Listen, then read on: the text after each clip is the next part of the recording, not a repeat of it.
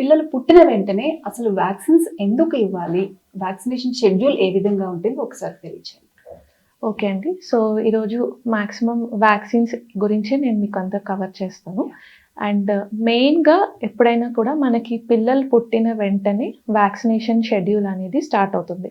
At birth నుంచి 5 years of age వరకు మనకి వ్యాక్సినేషన్ షెడ్యూల్ అనేది ఉంటుంది.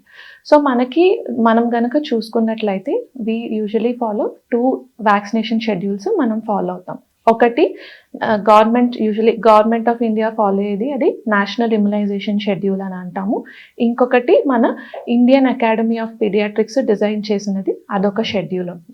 సో రెండిట్లో కొంచెం మైనర్ డిఫరెన్సెస్ అటు ఇటు ఉంటాయి. మేజర్గా ఏంటంటే మనకి కొన్ని ఎక్స్ట్రా వ్యాక్సిన్స్ అనేవి మనము ఇండియన్ అకాడమీ ఆఫ్ పీడియాట్రిక్స్ ఇచ్చిన షెడ్యూల్లో మనము చూస్తాము. వేరాజ్ మన గవర్నమెంట్ ఆఫ్ ఇండియా ఫాలో అయ్యే షెడ్యూల్లో ఓన్లీ మోస్ట్ ఇంపార్టెంట్ వ్యాక్సిన్స్, ఈ వ్యాక్సిన్స్ అనేవి బేబీకి చాలా ఇంపార్టెంట్, ఇవి వేయాల్సిందే అనే వ్యాక్సిన్స్ని మనము ఈ 2 షెడ్యూల్స్లో చూస్తాము. ఇవి మనకి మేజర్గా చూసే డిఫరెన్సెస్. సో యూజువల్గా అట్ బర్త్ బేబీ ఏదైనా పుట్టిన వెంటనే మనము యూజువల్గా 3 వ్యాక్సిన్స్ అనేవి వెరీ ఇంపార్టెంట్, అవి ఇస్తామన్నమాట. సో అందులో ఫస్ట్ వన్ వచ్చేసి BCG vaccine, next second one ఒకటి పోలియో వ్యాక్సిన్, ఓపీవీ అంటాం దాన్ని. థర్డ్ వన్ వచ్చేసి హెపటైటిస్ బి వ్యాక్సిన్. సో ఈ బీసీజీ వ్యాక్సిన్ అనేది మనము మెయిన్గా ట్యూబర్క్యులోసిస్ అంటే టీబీ, మనం తెలుగులో క్షయ వ్యాధి అని అంటాం. సో దానికి మనము ఇస్తామన్నమాట పిల్లలకి. ఎందుకంటే ఇండియాలో గనక మీరు చూసుకున్నట్టయితే ఈ ఇన్ఫెక్షస్ డిసీజెస్లో లీడింగ్ కాజ్ ట్యూబర్క్యులోసిస్ మనకి. సో మనం అట్ బర్త్ నుంచే దానికి మనం ఇమ్యూనిటీ గనక ప్రొవైడ్ చేయగలిగితే మనము ఆ సీరియస్నెస్ ఆఫ్ ద డిసీజ్ని ఆపగలుగుతాం. సో మెయిన్గా బేబీ పుట్టిన 3 days లోపు మనము ఈ 3 వ్యాక్సిన్స్ని ఇవ్వడానికి మనము ప్రయత్నిస్తాం. అది షెడ్యూల్ ఎలా ఉంటుంది మ్యామ్? అంటే మంత్లీ వన్స్, 3 months? యూజువల్గా ఇది వన్సేనండి. ఈ బీసీజీ ఏదైతే ఉందో ఓన్లీ వన్స్ ఇస్తాం మనము. అట్ బర్త్ ఇస్తాము.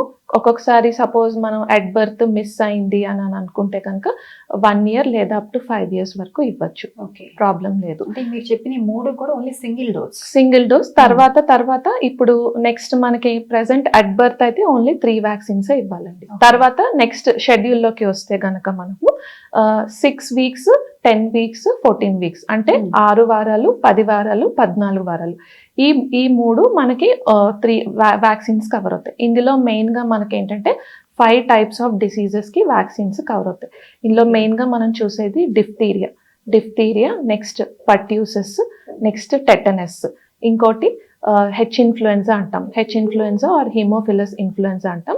నెక్స్ట్ హెపటైటిస్ బి, ఇందులో కూడా మళ్ళీ కవర్ అవుతుంది, అండ్ రోటా వైరస్. సో ఇవే వ్యాక్సిన్స్ మనకి 6, 10, 14 weeks మూడిట్లో మనకి రిపీట్ అవుతుంది అన్నమాట. సో ఇది అయిపోయిన తర్వాత నెక్స్ట్ మనకు వచ్చేది ఇమీడియట్గా మనము 6 monthsలో ఒక్కొక్కసారి మనం నేషనల్ ఇమ్యునైజేషన్ షెడ్యూల్ అంటే గవర్నమెంట్ షెడ్యూల్లో చూసుకున్నట్టయితే యూజువల్లీ ఏమీ ఉండదు. వేరాజ్ మనం ఐఏపీ షెడ్యూల్ వీటిలో చూసుకున్నట్టయితే మనము 6 to 9 months మధ్యలో టైఫాయిడ్కి యూజువల్గా వ్యాక్సిన్ ఇస్తాం అనమాట.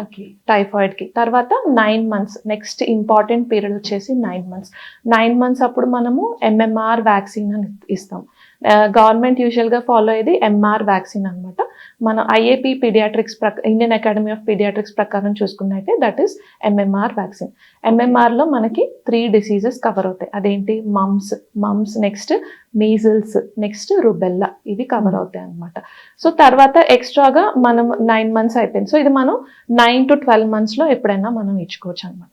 తర్వాత నెక్స్ట్ వచ్చేవి అన్ని మనకి బూస్టర్ వ్యాక్సిన్స్ ఉంటాయి అనమాట. ఒకటి 15 months అప్పుడు ఉంటుంది. 15 to 18 months మధ్యలో మనము డిపిటీ బూస్టర్, ఇప్పుడు మనం 6, 10, 14 weeksలో డిపిటీ వ్యాక్సిన్ అని అనుకున్నాం కదా, దాన్ని మనకి బూస్టర్ మళ్ళీ కవర్ అవుతుంది 18 months ఆఫ్ ఏజ్ అప్పుడు. తర్వాత మళ్ళీ 5 years అప్పుడు అలా కవర్ అవుతుంది.